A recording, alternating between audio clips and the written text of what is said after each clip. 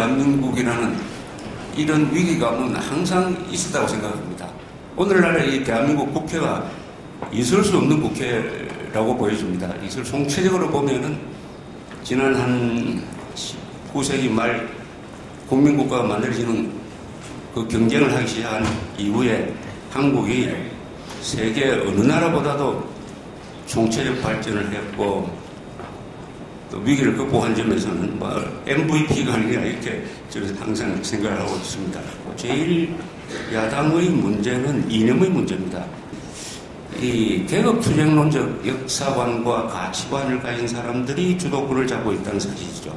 예컨대 세월호라든지 무슨 파업을 한다든지 광우병 사태라든지 천안함이라든지 연평도 났을 때 반드시 자동적으로 왼쪽으로 정렬하는 세력이 있습니다. 이것은 누가 호각을 불어서 지령을 내려서가 아니라 자발적으로 저절로 그렇게 됩니다. 그 세력은 누구냐? 저 북한 노동당 정권부터 남한의 이 좌파 세력, 그리고 대부분의 야당, 그리고 상당수의 언론, 그리고 시민단체라고 불리는 이 단체들, 이런 자동적으로 왼쪽으로 서는데 주로 정부를 비판합니다.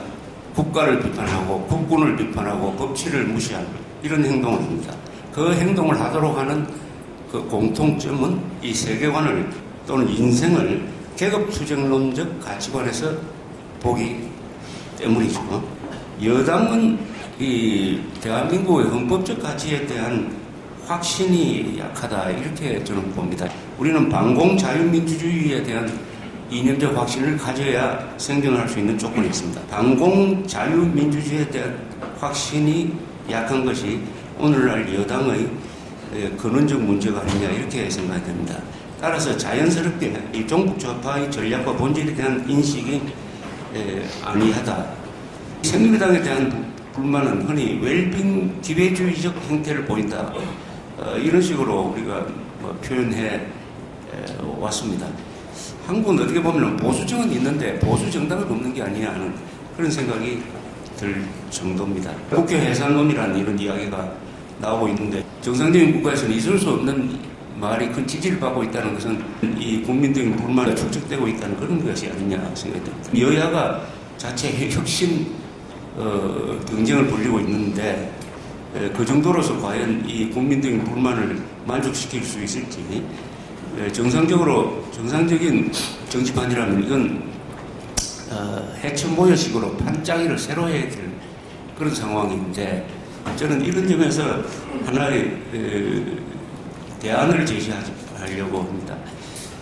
요지부동의 보수 세력이 있습니다. 쉽게 말하면 선동에 안 넘어가는 사람 말입니다. 한 30% 됩니다.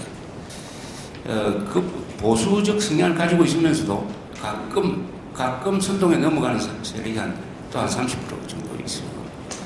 그러나 이 60%는 요지부동의 30%, 약간 유동적인 30%를 합친 이 60%는 보수적이라고 생각합니다.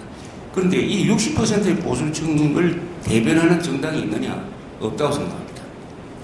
60층의 이 보수 성향을 대변하려면 이런 정책을 펴야 됩니다. 북한 인권법 통과시키고 국가보안법, 지금 이적단체 해산도 못하게 되어 있는 이 국가보안법 강화하고 그리고 병력 기피자, 부패 전력자 또는 국가발효 혐의자는 공직에 취임을 금지시키는 법을 통과시키고 하는 이 정도의 활동을 정책을 낼 수 있어야 그걸 보수정당이라고 하는 것입니다.